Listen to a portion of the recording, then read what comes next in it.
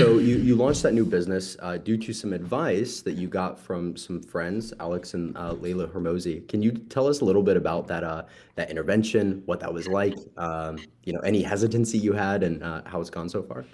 Yeah, lots of hesitancy. I mean, any kind of huge business move where they're telling you to kill your business and go all in with your boyfriend and his business, like put your businesses together, it's like killing your babies. So it was pretty terrifying. But of course, I mean, it's Alex and Layla Hormozy. They obviously know what they're doing. Yeah. So yeah, we went on just a little trip with them, and as entrepreneurs do, we start talking about business, and they're like, "Hey, it'd be really cool if you guys work together."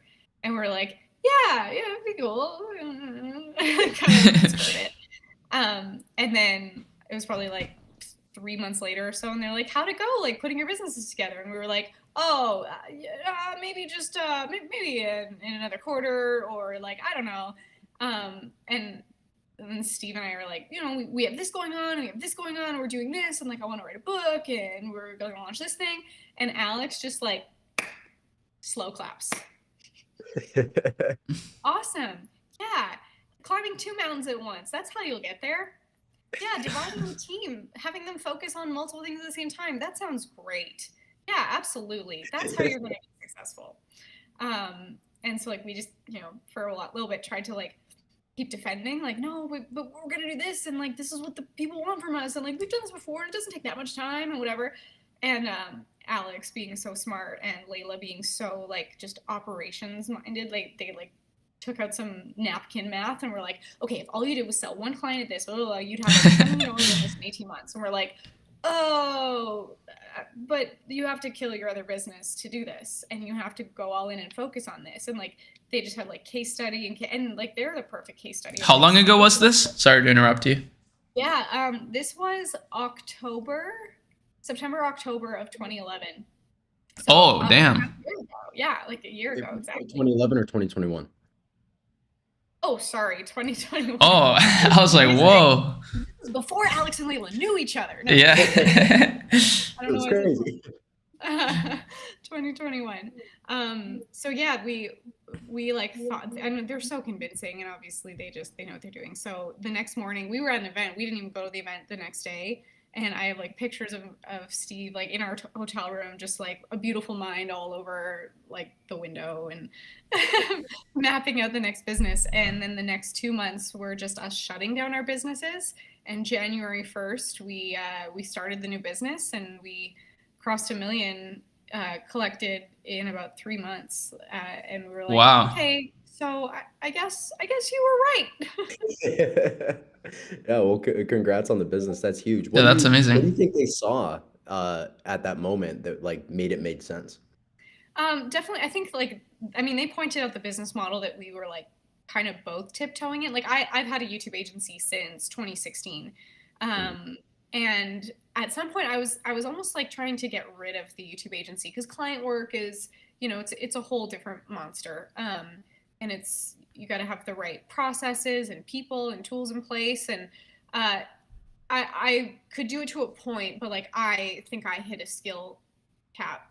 And Steve is so good with processes, and also so strategic, and with what he does with like marketing strategy and offer creation.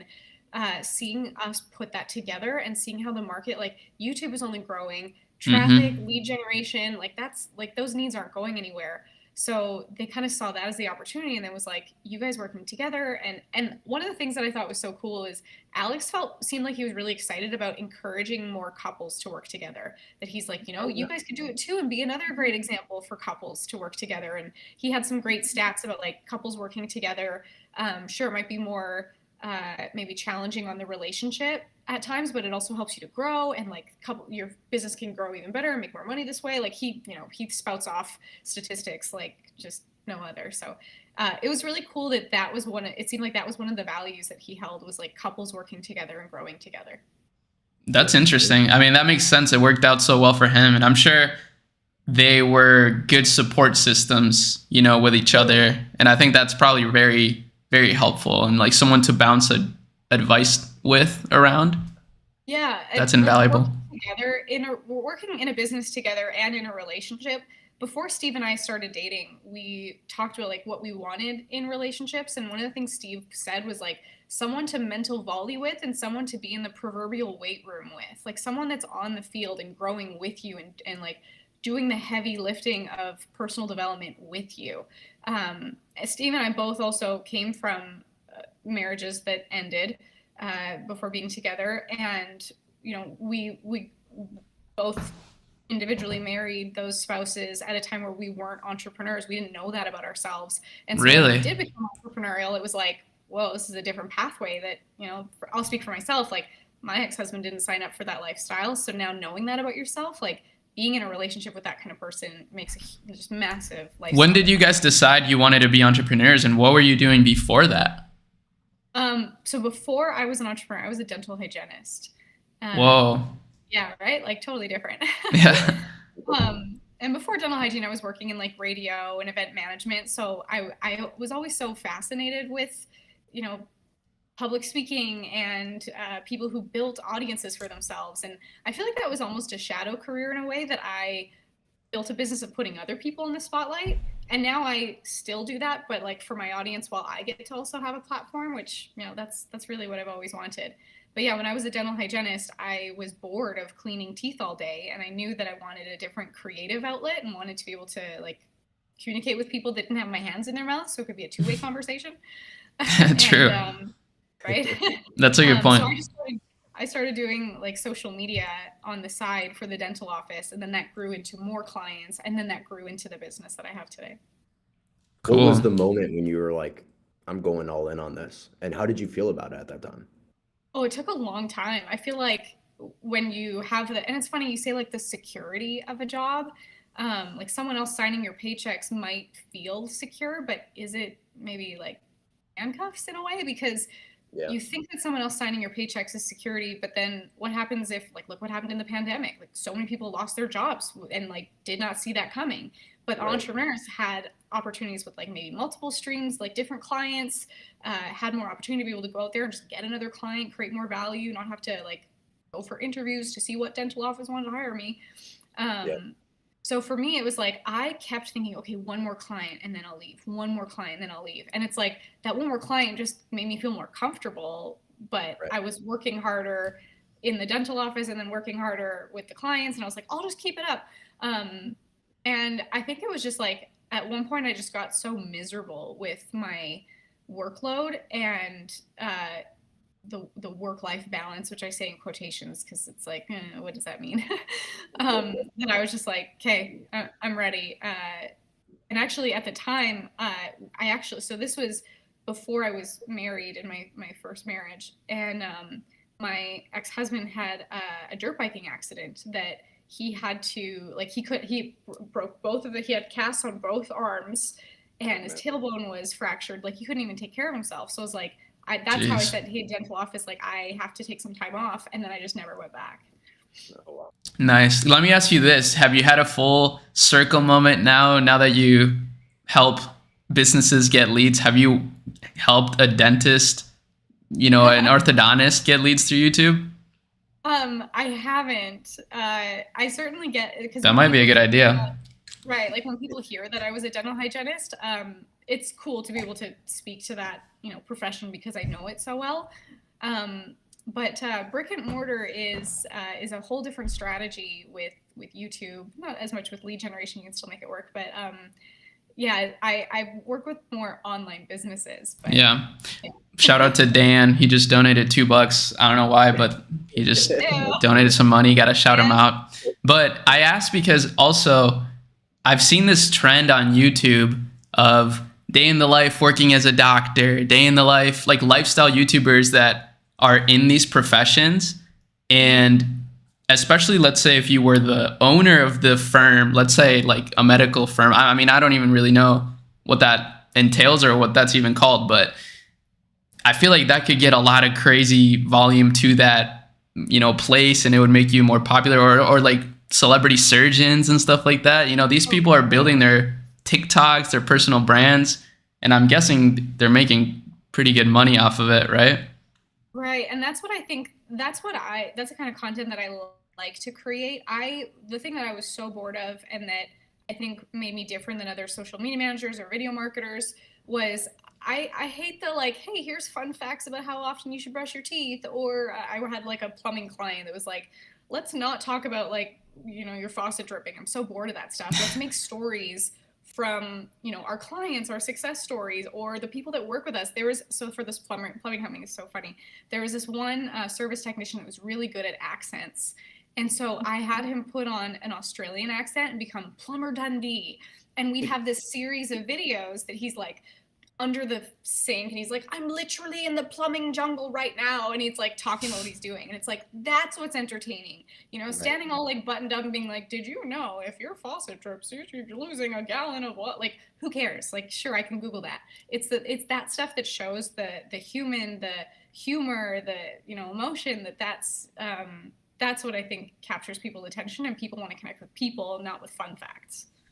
Yeah, no, I True. totally agree. I think that I've always heard that stories are powerful. And whenever I went to Funnel Hacking Live, I really saw that on display. A lot of the speakers that were there were always kind of referencing their personal stories and really, being vulnerable, like really just being super transparent and kind of talking about, what's going on in their lives and everything like that. What role do you think that the stories play and being vulnerable plays inside of creating content as a whole?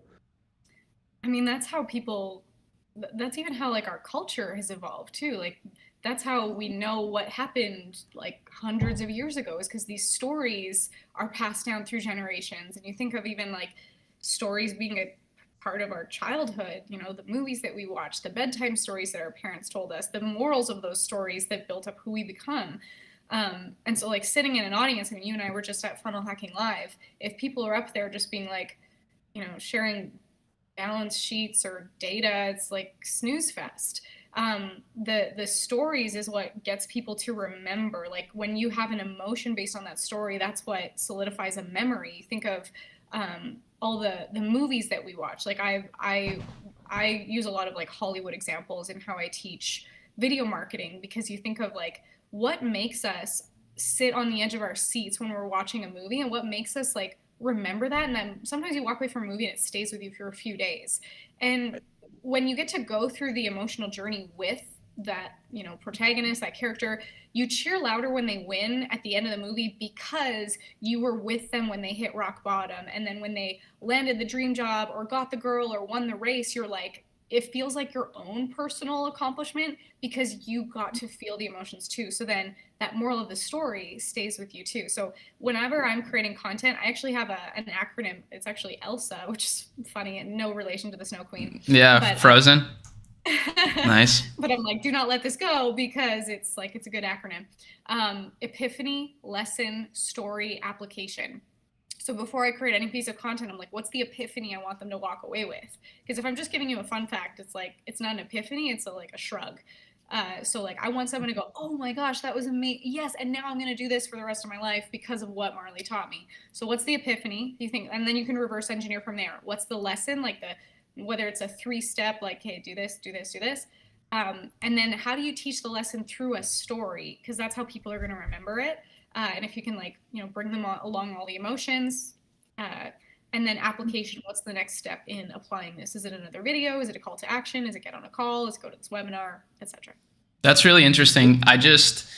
One of the best examples I can think of something like that is Pixar too, and Steve Jobs' involvement in Pixar and how he took it to $1 billion production company. And I remember even listening to Mr. Beast talk about, the number one YouTuber in the world. He says, you will probably become more successful on YouTube by studying Pixar films than by studying the YouTube algorithm. Because that's what it's really about, is good stories. And that's like the poster for what a good story is. Absolutely. That's a great line. I remember that. I always think about I've done 75 hard a couple times, and the first time I did 75 hard, at the end of 75 hard, I took like a picture of me with a pump and like in perfect lighting, and I was like, I look awesome, and then I did 75 hard again, and I went to go take the last picture, and I looked at the previous picture that I had taken the first time I did 75 hard, and I was like, oh, I really dressed this up, and so now like the new progression doesn't really look that much different, even though I know it's different. It Mhm. looks very similar. And that got me thinking about how everybody wants the after picture, but nobody wants to take the before picture. Oh, And, and so like in that time period, it's so difficult to be vulnerable when you're going through those emotions, when you're feeling it, and when you're kind of down and out. And I loved this example for you when you spoke at Funnel Hacking Live.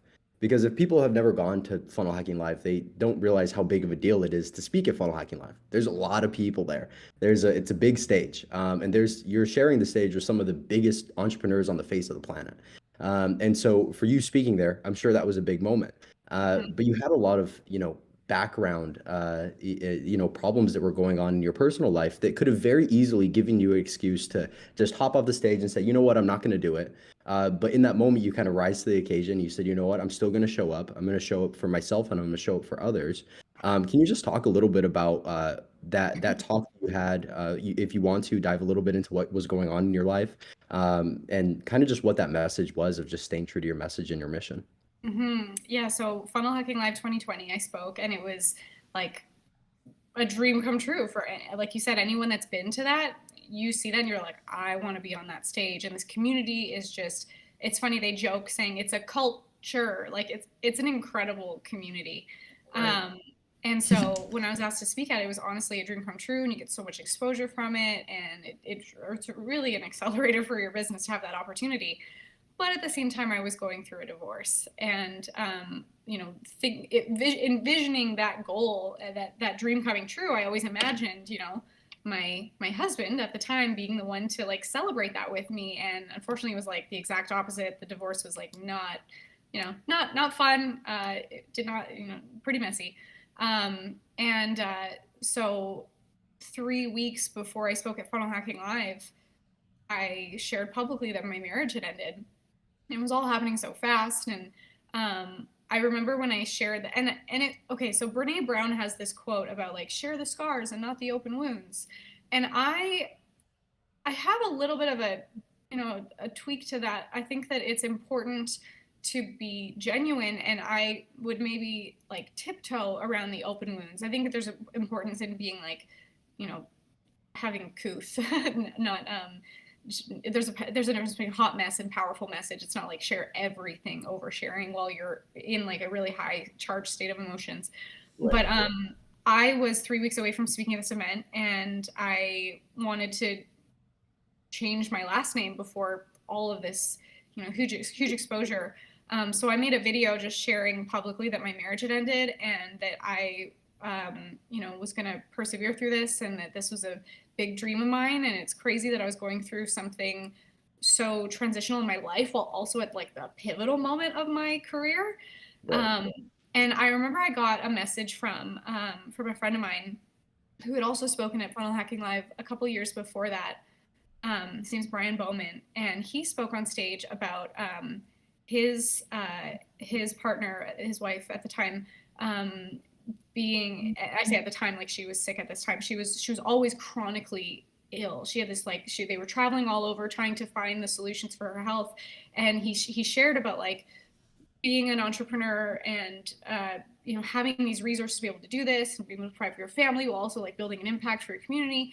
But he got off stage and he was telling me how people would be like, I'm so sorry. Oh, I'm so sorry. I can't believe this is happening to you. And he's like, just so you know, like this is going to happen to you. People are going to hear about your divorce, and they're going to, they mean well. They want to send you love. That's all it is. But don't let that take your power away.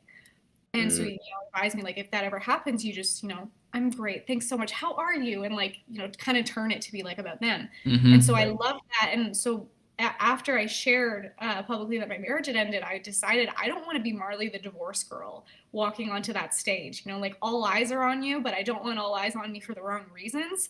So I was like, I need this. Like, I want this to be a story of perseverance. So I was very public in documenting my journey to the stage, and even on my YouTube channel right now, that there's a playlist like FHL 2020, the journey to FHL, and it's every few days. It's like behind the scenes of me preparing my presentation, behind the scenes of me having conversations with friends about like my emotional status and where I was at that moment. And at Funnel Hacking Live, they were doing the roundtables, and my old last name was on there, and I got triggered and I like cried for a moment. It was really tough. And I was like, okay, Marley, you got this. And then speaking on stage, and there's this beautiful moment after I got off stage where I just like kind of, I get off stage and I like sink to my knees, like, oh my gosh, I did it. And it's just this beautiful picture and like, you know, showing what happened there. But on stage, I enter and exit to a standing ovation, which just like meant so much to me. It was one of those standing ovations where you're like, oh my gosh, sit down. Like, thank you so much. Like, I only have 28 minutes, but it just made me so, you know, so loved. And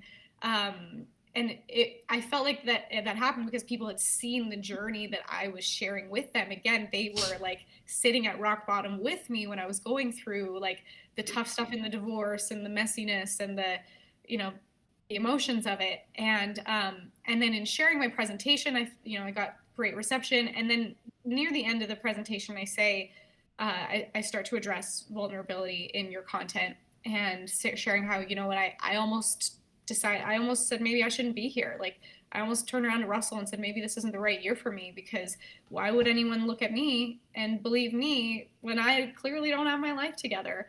And they could look at me and go, she's broken. Why would I listen to her? But if I stopped sharing my message, that wouldn't just impact me, it would impact everyone. And helping people doesn't stop just because your life isn't perfect. No one's is.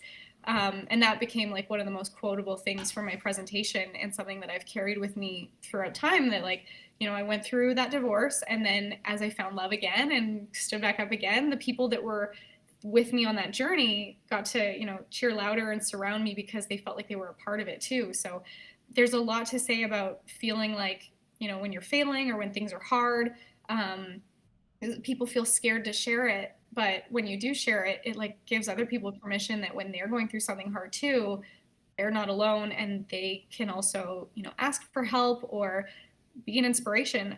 It's crazy. I say this a lot in my content, that like, you never know who's watching that could be inspired, but you also never know who's listening that could be an answer for something that you need. Like, I posted the other day about how I had vertigo, and I was like, oh man, I don't feel very well. And like, people came to me with these videos of like, hey, you could do this exercise. I was like, oh my gosh, like, it's a community, it's a conversation, and it's beautiful to see how we can all evolve as we are vulnerable and real, and not just the Instagram, you know, filtered lifestyle that some people think that we should be. I like I think that. people forget that when they're building a business, it's a two-way conversation. Whenever you're putting content out, it's not just you putting out content to the world. There's an opportunity for people to reach back out to you and give you feedback. And obviously, going through that and persevering through that is a massive thing. And one of the things that I feel like is just a common trend for successful entrepreneurs, people that I want to be more like, is resourcefulness. We've had a lot of really awesome guests on this show, and you know, one of the things that I see every single time in one way or another is resourcefulness, turning trial into, you know, something that ends up turning into a win. So like literally exactly what you did there, where it's like, you know, it's a trial and a tribulation that you're going through in that moment, and turning it into a win through documenting the process and being vulnerable and starting that conversation with people and being an inspiration, I think is such a beautiful thing. And you know, it happens at like that level, but then there's also smaller levels too, right? Like, I remember a year and a half ago, Instagram was down for like a day, and I don't know if you guys remember that, but everybody was freaking out. And you know, a lot of my clients, they sell their stuff through Instagram ads, and they were freaking out, like, we're losing so much money, and you know, all That this and was a that. crazy day. That was crazy. And I remember just being like, okay, well, how do we turn this into a win? And so I was like, okay, well, we're going to send out a text message and an email today being like, Instagram down, you know, are you bored? Well, we just, you Emails know, up. like this guy. You know, and so you could always turn, you know, something that would appear to be negative on the surface level into something positive. So I love that you were able to do that there. Yeah, that's really cool. I Do you think it helped you? Like, I mean, obviously the divorce probably didn't help you do the speech. You probably would have done it anyways, but you think it kind of did give you like a bit of a push into kind of going like sicko mode and just like really, you know, getting out there and doing it? Yeah, well, and it's funny you said like the divorce didn't help you. Everything happens for a reason, you know. But Yeah. but it is a good thing. Like, I always think whenever anything challenging happens in life, I'm like, this or better. Like, if something didn't go my way, it's like, well, it's because something better is coming. So even a failed business, which I've certainly like been near bankrupt and in debt and failed relationships, like, that stuff happens, but it's like, what does that teach you? What is that bringing you to? And for me, going through this, like, really at times traumatic experience with my divorce, it taught me so much about myself. It brought me to, you know, a new level of personal development, spiritual, just revelation, and the next people that I met. Like, I wouldn't be with Steven if I didn't go through all of this, and also have the platform and the community to share, which for me, like, I'm such a verbal processor, and I feel like I learn more about myself through speaking, and I like have epiphanies while I'm on stage, or have epiphanies while I'm coaching. And so, like, just having this opportunity and being able to share and see how people received it, I feel like that's what also showed me, okay, you can be vulnerable, and that's actually a superpower, and more people need to know that too. So if I can be an encouragement of that, like, I'm so glad it happened. Yeah, it is. I think more than ever before, people are like highlighting and appreciating authenticity, especially like you said, we went through this phase of like the perfect Instagram profile, the like, you know, traveling, the nice cars, just all that stuff. And now I feel like people are very grateful to see like a family, or just like somebody playing with their kids, or, you know, watching Netflix even. Like, I don't know, just doing normal things, like kind of becoming more human. I think I think that's like an attractive thing for people to see. It's like, oh, that's great. It makes them feel a little more connected. Absolutely. It has been what has helped me through any tough thing that I'm going through, is like, I don't need to hide because I'm going through something tough. Then earlier this year, I also had a cancer battle, and then sharing that publicly, it was surprising when I shared that. People were like, there were some other, you know, cancer survivors. I feel so weird calling myself that. I think I still have some like emotional stuff I have to come to terms with there. But when other cancer patients, survivors would reach out to me and be like, I can't believe how honest you're being. Like, you're saying the things that I couldn't say when I was first diagnosed. And I had no idea. They're like, you're so honest. And I was like, I don't know what else to be. I'm not gonna lie, and like, this is hard.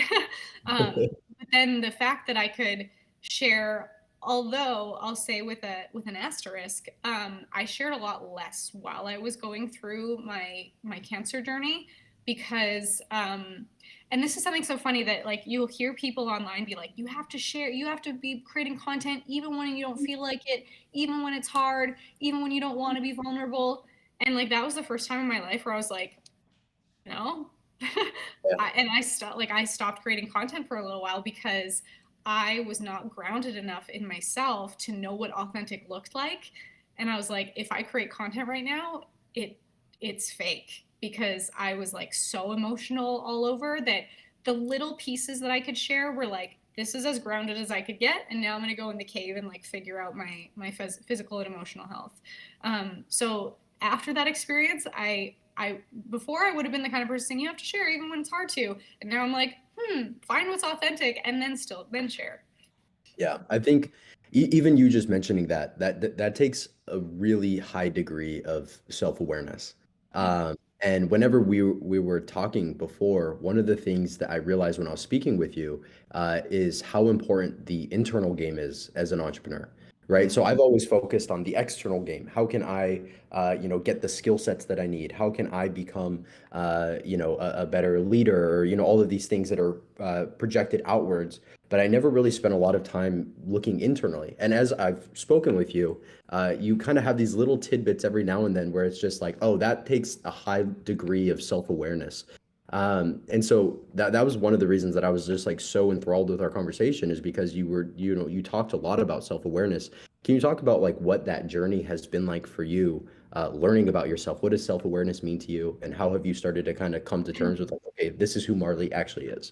Yeah, and it's funny that you say that. Like, I totally get the focus on external, but then I hope that every entrepreneur has this like epiphany or switch or aha moment where you're like, oh, my internal creates my external. Like, your business will only grow to the level that you do. And if you keep hitting a ceiling, or if you keep hitting this roadblock, or feel like, how come I'm in the same pattern all over again? Like, you are the common denominator.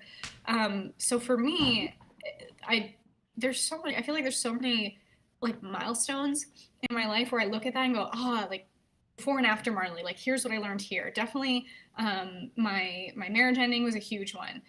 There was a time, this was before my marriage ended, but I was like struggling in my business, and I was putting so much money into Facebook ads and into team members, and I put myself so into debt that I had to fire everyone, start from scratch, and it was really stressful. And I was like, how come how come I can never make enough? How come my relationships around me are like, they're so chaotic all the time? How come this? And it's like, where am I creating that? Like, I have to take responsibility for that, because I can't blame this person for being in my life. I accepted them in my life. Or if I'm not making the amount of money, where do I need to grow to become that? Alex Sharpin has a quote that he's like, if you don't have the business you want, it's because you haven't become the person who can run it yet. I quote Alex Sharpin like all day. So many great one-liners. So good. So for me, like definitely after my divorce, story time. My first relationship after my divorce, I started dating this guy that one of my friends had introduced me to. He lived in Omaha, so I hadn't even met him in person yet. And he was an entrepreneur, so I was like, amazing, like we're in the same world. It's funny when you start dating an entrepreneur after not being an entrepreneur, you're like, I was living in the muggle world. Like, this is so different. And it's great. And so in my mind, I just built it up. Like, this is going to be like everything my marriage wasn't, and I'm going to live happily ever after, and I'll never be heartbroken again. Right. Of course, like a few months after your divorce, it's like not super reasonable to think that, but I had the fairy tale built up in my mind.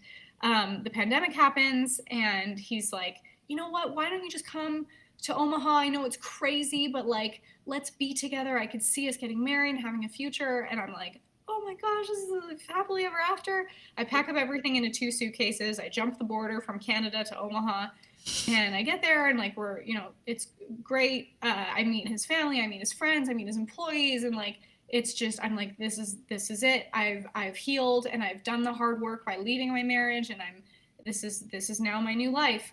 And then a week later, I'm like, hey, how come you never introduced me as your girlfriend? And he's like, I don't want to put labels on it. let's just take it slow. And I'm like, I moved here. Damn. What a switch up. Right. And so I don't know, like, I'm not upset about this. This is like the part of the journey that I'm like, thank goodness this happened, right? So, heartbroken me, I pack up everything into 2 suitcases, and I'm like, I have to go. Like, this is not what I came here for. And and so that's what brought me to Boise. I came to my best friend lives here, and she's like, hey, just come live with me. No expiration date. You can stay with me. And I lived in her guest bedroom with her husband and her 2 teenage boys, like, for 6 months. Like, what an amazing friend to take me in when I was so broken from my divorce, and then this thing. And I came to Boise thinking this guy is going to be like, oh, I made a huge mistake and I can't live without you, and come back. Well, he sure didn't. But me having to go through this is what made me realize, like, oh, I still have work to do. Right. And what I didn't realize at the time is, like, I was so upset, and I felt so rejected. Especially that I built up this picture in my mind that I was like, I'll never be heartbroken again. I did the hard work already in leaving my marriage. And so what I didn't realize until later is that I had internalized his emotional unavailability as a reflection of my self-worth. And that became the theme for the next year of my life, was like finding my self-worth internally, not from my business, not from money, not from relationships. And when I was living in Boise in my best friend's guest bedroom in the middle of a pandemic, so I couldn't really go anywhere, I just kept looping on this. Like, why am I not good enough? Why didn't he love me? What's wrong with me? Will I ever find love again? Am I unlovable? What's wrong with me? Do I have to work harder in my business? Like, do I make more money, make more clients? Like, will that make me look better? Will that make me look more desirable and lovable? And just, I could not get out. I was going to therapy 3 times a week, crying over the same things over and over and over. And a friend of mine was actually, and I'm so glad that he suggested this, and glad that I had enough like relationship capital with him for me to trust this, because he was like, hey, why don't you fly to this other location, And I want to introduce you to a friend of mine that's a nurse, and she does MDMA therapy. And I'm like, what's MDMA therapy? Like, I was doing EMDR, which is like eye movement desensitization, something, something. But MDMA is like street drug ecstasy.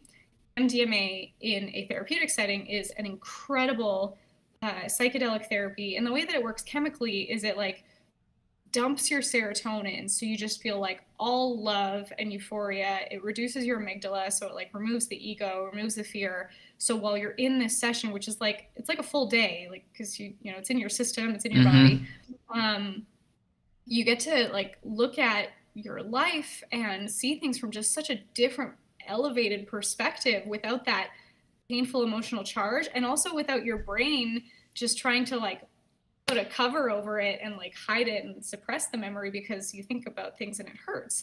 So at this point I was like, I'd never done drugs before, terrified of what this would feel That was like. your introduction to drugs, MDMA? Yeah. Nice. And I don't like to call it a drug like that. When I say that, I'm saying it from the perspective of how I perceived it at that time. Like, drugs are bad. Right. Now I am a huge fan, advocate for psychedelic therapy. It is an incredible tool, resource, medicine, and I'm so excited for this to become more regulated.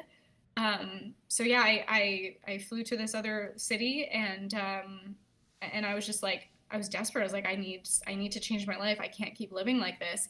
And it was incredible. And I've heard it described as 5 years of therapy in a day. And absolutely it was. Like, I am forever changed from that. And that is what That's awesome. Out of that self-worth loop where I was like, what's wrong with me? And I was able to find that like the pattern of relationships or circumstances that I kept finding myself in, I absolutely was the common denominator. And I was able to actually find where it started in my life. I was able to see like the relationships, the men I had been with, the bosses, and the work, like the jobs I had been in, where I was always in like a codependent relationship with my boss and feeling like I needed that validation, the mean girls in school, and like all this pattern of all these relationships that were hard, but it was like, what was it in me that attracted that? And in MDMA therapy, at least for me, you're pretty internal most of the time. You're not always talking, although you can with the nurse, but this was the one prompt she gave me that like changed everything. She's like, most of these childhood traumas start from such an early age that like it's from your primary caregivers.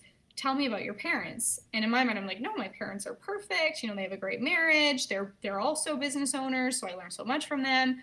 But no, I didn't get it. My parents are perfect. But then I was like, oh, hang on a minute. I've always grown up, wanting my mom's approval. Like I remember myself like at Christmas concerts looking for my mom in the audience, like, is she applauding and, looking up at me? And I realized that where it came from was me just always wanting my mom's approval so much. My mom, being a business owner as well, worked so hard to be able to provide for us. And my mom's amazing. Like, she cooks all the meals, she sews all the houses. Was she a single mom? No, my parents are together. Oh, okay. Just the relationship with my mom was the one that I always wanted to get that validation from. And so I realized like that's where that came from. But it was my perception of it. It's not that my mom was like emotionally unavailable. It's just that she was working hard and also providing me this lifestyle, but also providing me the values that I inherited from her. But as a child, I may have perceived it incorrectly. And that's what caused the pattern of relationships where I was looking for that external validation. Would I have ever received that or understood that without this psychedelic therapy? I have no idea, but it was like forever changed.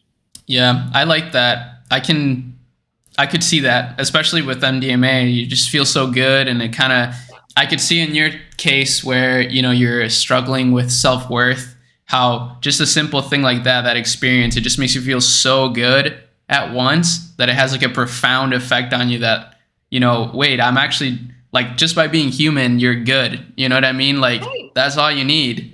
You're alive, like That's really it. And then everything else, that's kind of how I view people too. It's like no one's better than anybody. Everyone's the same. Some people are just better in a field, but like as a human, you're it. You know, there's no better, there's no worse. Some people are just maybe better at business or better at golf. I don't know, like whatever. So that's pretty cool that you got to experience that. Have you tried anything else since that? Yeah, I'm again like I'm a huge advocate. I made a couple YouTube videos sharing some of my experience, and I love talking about it. So MDMA therapy was the gateway drug. Then tried literally psilocybin, LSD, and I've done 13 ayahuasca ceremonies now. 13? Yeah. Holy cow. Wow. Yeah. Do you feel like you have a revelation every time that you do it?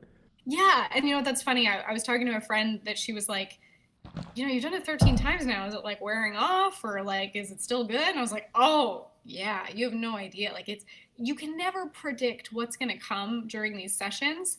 And I also, disclaimer for anyone listening, like I'm never telling anyone to do it. I'm never saying like you should do this, like or that this is going to be good for you. Like I can't say, you can say that for yourself. But one thing that I would encourage if anyone is going to participate in psychedelic therapy is knowing that it's not a miracle drug. It's not going to like, you know, you take this and it solves all your problems. It could actually make things worse before it makes things better, because it's like it'll uncover all of the stuff that you have to work on, but then you still have to do the work. So I would also highly recommend, if anyone's going to do this, like you have to have some kind of good foundation, integration, like be working with a therapist or a coach or someone that like you're not just going to open Pandora's box and be like, now what do I do with this? But also going into this therapy knowing that like some people get stuck in the healing. Like they think that they always have to fix things. They're like, okay, I'm going to do this, and then I'm going to fix this part about me, and then I need to fix this part about me. And oh, like they're looking for things to fix. But at some point, like the path is not healing. The path is heal, awaken, celebrate. Like at some point, like get past the fixing part of healing and then go into like mind expansion. What else can I learn about myself? And now what can I celebrate? So I feel like the first, I don't know how many, like just maybe the first half of my psychedelic therapy was uncovering the things that I didn't know I had to heal, that I wanted to heal. And then the next parts were like, okay, now that I have these tools, what else can I learn and grow with it from a perspective of mind expansion and just evolution? Yeah, that's crazy. Yeah, I mean, the first time that you mentioned it to me, I was like, oh, like I've never even, thought of that. Never crossed my mind. I've heard some people kind of mentioning it inside of the entrepreneurial game. I don't really know very many like entrepreneurs that have been in it for a long time. A lot of my friends, are in it for 3 years or something like that. And all of this is just about understanding yourself at a deeper level. And going and speaking with you, it made me realize like, oh, this like internal game is probably more important than I'm giving it credit for. How often do you see that this is like a trend for, really strong entrepreneurs, people who really perform at a high level, not necessarily just the psychedelic therapy, but just really taking their own self-awareness to, and taking and looking at it as like a very important thing. How often do you see that? I mean, I hope that people are finding that personal development and business development like goes hand in hand, and it shouldn't be like one or the other. And I love that psychedelic therapy is becoming more normal, that people are Yeah. talking about it more regularly, that like hopefully we're removing the stigma around it. Because it's like the fastest, I don't want to say fastest as if like in a race or anything, but it's just been like the fastest way for me to learn about myself and grow in who I am. I've heard some people that are like scared about taking it because they're like worried that it's going to change everything about themselves, and then they're like, am I going to quit doing business and then like become a monk or something? And I'm like, no. I think it just amplifies who you are already, and maybe like remove some of the the baggage that you didn't realize you were holding on to. So I think that it should be more normal for people to be working on themselves, maybe even more than they're working on their business. Wow. I think that's the future personally. Like I feel like that's where we're going towards. We can see now that people lack that and people are very depressed. People are unfulfilled, and it's not because they're not working. I mean, some people are not working, but it's mainly because of, like you just mentioned, there's not enough time. There's too many distractions to really figure out what you love, who you are, like, and harbor meaningful connections. I feel like it's the opposite. It's like we're going towards how can we make less meaningful connections happen like every second. And I don't know. I think that's going to revert back to meaningful connections will be more important. Yeah, well, and even you said, like, people, are they working on the wrong thing? Like, I think also this, validation piece that all entrepreneurs have at some point. Let me speak to that a little bit. Like, having that chip on your shoulder of like, I need to prove myself can be a really great motivator, and honestly served me to a point that I made my first million doing that. But then at some point you're like, this doesn't feel good. I wonder if I can like change this. Can I change my fuel source from pain to, purpose instead? And it's like really eye-opening to see in yourself that you have this maybe external validation piece, or maybe you're working on the wrong things because the busyness, the busy work makes you feel important, but like that's actually not the important work that you have to be doing. But then when you reduce the busyness and you have less stuff on your plate, the silence or the emptiness can feel uncomfortable. So then entrepreneurs will pile it up with other unimportant, busy work just because it makes them feel like they need them. Like I've heard of entrepreneurs that when they start to grow a team around them that take the work off their plate, then they're like, well, but now what? And they'll like start to put their hands into other departments to be like, oh, you need help with this. And it's like, get out of the way. That's like exactly where I am right now. Really? How has that been for you? It's a struggle, right? Because I think building the business initially, I was so needed, right? Like, in all these different areas, I had people asking me questions, asking me for help, asking me for, my thoughts and my perspective. And so it was something that I didn't realize at the time, but I found like really invigorating. It really made me feel like, oh, like I'm really doing things that are important. And as I've started to build out my fulfillment team, and as I've started to build out my customer success, and all of these different departments inside of the company, our sales team, it becomes something that like I have to do less and less and less, but then allows me to focus on things that are higher leverage. And so it's at a point right now where I'm like, what exactly do I do? And I find myself going into this mode of being like, I'm going to dig into this and make this really, way better than it is currently. And so it's a battle that I think I'm still actively going through at this moment, and trying to figure out like, okay, what are the things that are actively important inside of the company? What's high leverage, and where should I actually be focusing my time? Yeah. And that's a huge exercise that like it just keeps growing, like new level, new devil. You'll never feel like, and I hope that was a big epiphany for me too, was realizing like, oh, I'll never feel like I've made it, because it's not like you hit the finish line and then it's over. Like, it's not a finish line, it's a milestone. It's like, okay, now you move the target, celebrate that we reached the target, but then move the target. And then what's the next identity that I have to step into to grow to the next goal that I have? Yeah, I'm really starting to like get into. I'm doing Wake Up Warrior right now. Cool. I'm sure you know Yeah. Garrett. And so yeah, like thinking about the process of like shedding identities and moving into a new identity, I think is so important. New level, new devil. I love that saying because it's true, right? Because any of the things that any of us are doing currently would have overwhelmed the previous version of ourselves 5 years Right. ago. But like We're now it's qualified for it yet. yeah. And so it's like, in the process of building your business, you kind of shed identities. And some people do it purposefully, and some people do it just by accident. It's just like they're kind of growing into that person just because that's what's required of them at that time. And then some people don't. That's why you see people just kind of staying at the same level over and over again. And so it's such an interesting game. How much time do we have? We're at 50 minutes, so I mean, whatever you guys want. I'm not really doing anything. I'm good too. Whatever. I'm having a good time. Okay, well, yeah, we'll go for like 5 more minutes, because I don't want to take up too much time here, but this is so good. Um, okay, so one of the things that I'm really curious about is I'll ask a few questions. Okay, so number one, this is something that I've asked a few people, and I'm curious to know your answer because you just kind of went through a transition. If Marley had no responsibility today, let's just say that your business disappeared, there was nothing that was on your plate at all, nothing. But you also lost all your money. You only had 50 grand, which 50 grand is still a decent amount of capital to do something with. What It's a sort of lot. business would you build and why? It's such an interesting question. Um,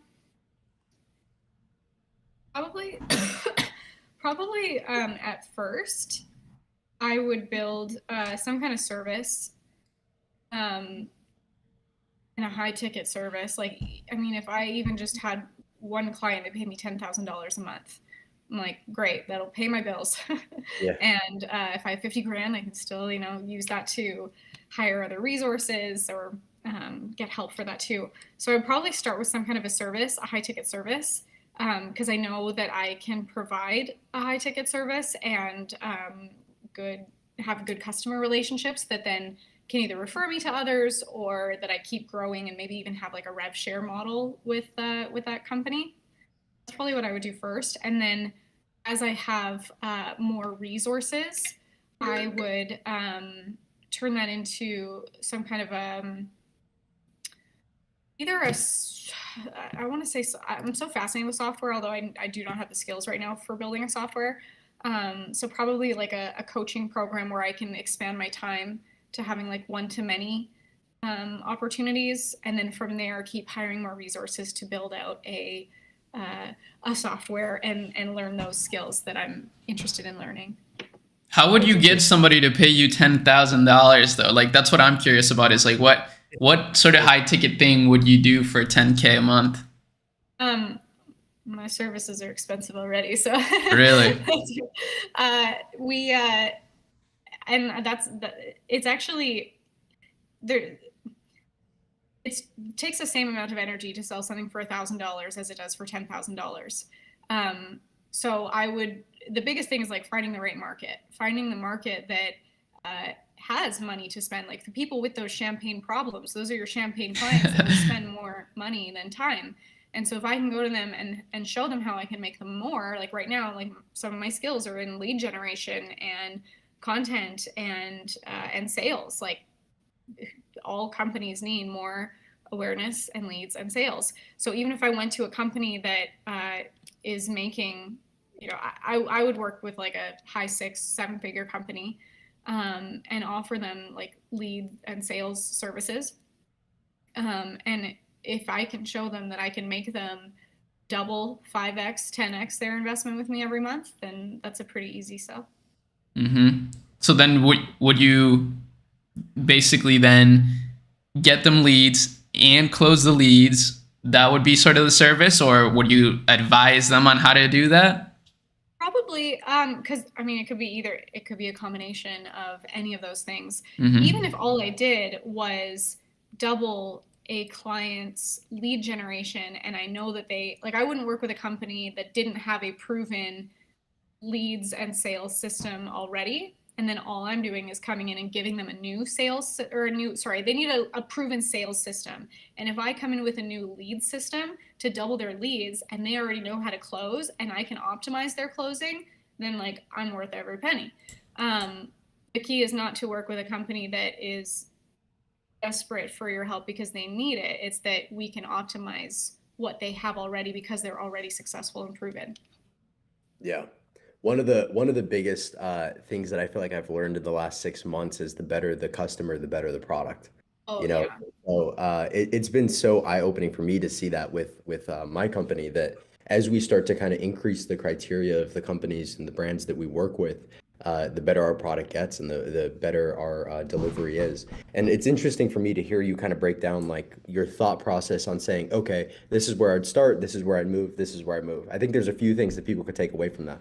One, you're thinking multiple steps ahead, Mm. right? So a lot of entrepreneurs kind of just think of like just the first step, and then they're like, we'll figure it out from there. But you're like, okay, this is going to lead to this, this is going to lead to this. So thinking multiple steps ahead. And then as you move through those steps, what you'll notice is that you mentioned, okay, service, then coaching, then software. And each one of those steps is an increase in leverage, right? So you're starting with low leverage, and then you increase leverage repeatedly.